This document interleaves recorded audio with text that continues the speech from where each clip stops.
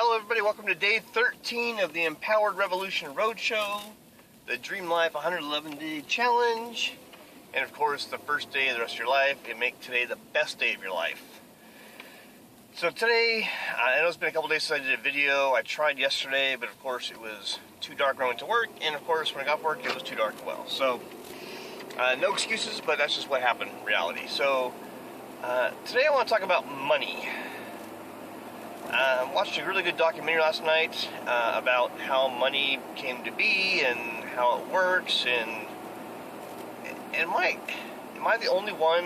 I guess I'm not the only one, because there's people out there who believe this, but it seems to me that we are all been bamboozled by how money came to be and why it's there and what we need to do, and our society has pushed us into a life of credit. The biggest thing you have right now to show your worth is not necessarily your possessions, but your credit score. If you have a poor credit score, you're a second-class citizen almost.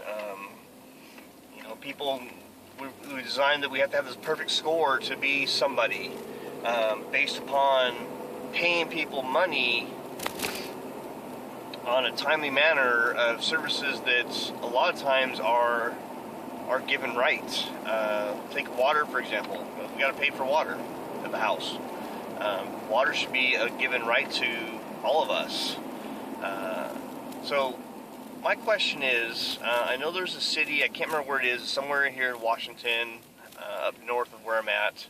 I'll do some more research and get back to everybody, but there's a city that, a small town, it's not a huge town, but a small town that has basically done away with money system. They, obviously they have stores that have money, you can exchange money, but they've gone to back to the bartering system and working for services. So if you want a gallon of gas, you have to go work at the gas station type thing. And I wonder if we could actually build a society like that.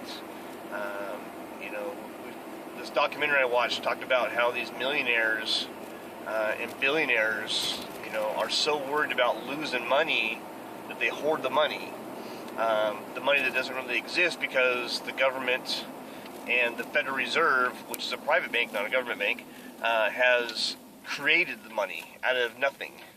It's a very interesting documentary. I will post the link to the documentary later, because I think it's a good thing to have everybody watch. I think it should be taught in school. This is one of those things that's not taught in school. It should be, and just to understand the concept of how money works and how it started way back when, and how now the dollar's not backed by anything. Back in the 60s it was backed by gold, and then President Nixon changed that. And then this Federal Reserve, like I said, is a private bank that makes money for the government, which in turn loans money to us, and it's all computerized. So it's very rare that money exchange hands. I mean, it's nothing that we go into the store to buy something and we swipe a card. It's all electronic now. There's no cash. We pay bills online now, where it's electronically taken out of our account and given to the place we're paying. And this is part of the technology that we have that has made it worse for America and the world, technically, because it's given the way to spend money another way to go, and we have no idea what kind of money is being made here and there. We're trillions and trillions of dollars in debt as a country, and when we get money from the Federal Reserve, we have to start paying it back on with interest to them, and basically the country's owned by the Federal Reserve Bank, and then the Federal Reserve Bank needs more money, so they got to sell those bonds to other countries. So China owns part of America now, because China bought the bonds so we can have money. It's a good documentary. You need to watch it. And my challenge for today is to remember that money is just made up. It doesn't exist.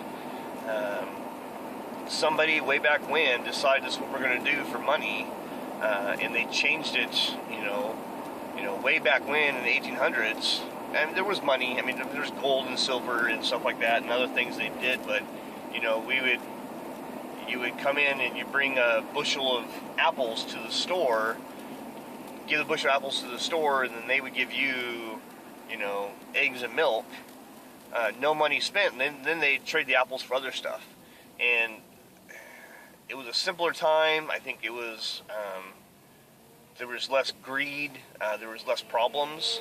So I'm not saying we have to go back to that exact time, but if we can harness that spirit of sharing and trading and bartering, and not for greed to hoard all this money and,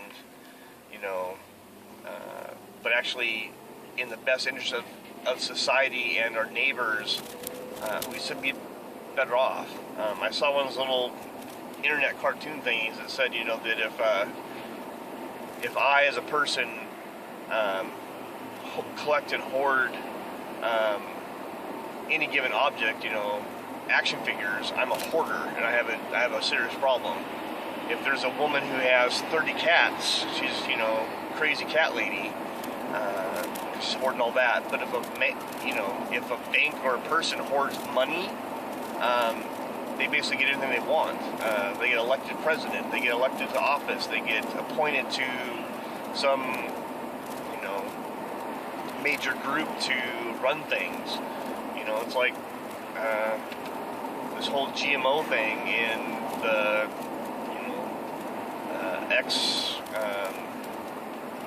I don't know if he's a CEO or what he was, but he was a higher up at Monsanto.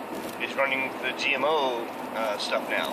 And that's conflict of interest because, he probably saw a stock in Monsanto, and they need, I don't know if I'm saying it right, but they need, not to have GMO labeling. So anyway, it's just crazy how this works with money. And I'm not trying to be negative. I just want people to think and to just get their own opinion and not believe in what society has set forth for them or what their parents have set forth for them. I'm not saying parents are wrong, but study yourself and learn. I tried to talk to my daughter last night about, she bought a cell phone and she promised to pay us $20 a month for her cell phone. So she got paid for babysitting last night, and I said, great, out of that money you can pay me for your cell phone. And she basically said no, because she wants to wait till she gets a real job with a paycheck. And I said, well, you got a paycheck. And she couldn't understand the concept of how, she said they weren't related. Her getting paid is not related to her paying the cell phone, and she couldn't understand that concept, and that's on me as a parent. So I got to find a way to help her understand, the value of money. I think she understands the value of money. She's pretty good with money, but to understand how the exchange works within, buying things, knowing that I go to a job to get money to pay for the house and everything else, and it's an endless cycle. Even millionaires who, hoard their money, it's still in a cycle because they have to make sure things are still done to ensure that they get millions and millions of dollars. And I think that part of our society has really made us all barbaric. That's why I think there's higher crime for, theft and burglaries, and, people are pushed to, the limits of, I have to do whatever I can to save my family or what have you, and then they turn to other things. That's where I think drug abuse happens, because people can't deal with the situations. Alcoholism, it's all related, and I think that as a society and as a country and as a universal consciousness, we have to make sure that we are thinking the right thoughts to get us where we need to be in order to help other people. And I'm not talking about socialism. I think that there's some good ideas about socialism, but I don't think as not religion, a government type, I don't think socialism is the answer. It's got a lot of good parts. I don't think communism is the right answer. I don't necessarily think free enterprise is the right answer, because that just makes a lot of things different, and it's relying on people to be conscious about their actions, and people aren't in a lot of cases. So look, I rambled today, but it's something I'm very passionate about. So my challenge is to really learn and understand the money system in America and the world, truly understand the goods and bads of debt and the credit scores and stuff like that, because I think if you truly understand that, it'll make you think differently about things are the way they are. And we're forced now. We can't buy a house without credit. We can't buy cars. We can't buy a lot of things without having a credit score.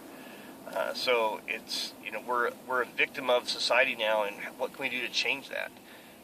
Can we? I don't know. So my challenge is to think about that and make sure that you are, really informed citizen about things and not just taking things at face value. So have a great day. It's the 13th day of the Empower Revolution Roadshow, and let's see what else it is. 13 days of the Dream Life 111 Day Challenge, which is amazing. And we're counting down to day 1 of the new revolutionary. So if you want more information, contact me and we'll go from there. All right, everybody have a great day. Talk to you later.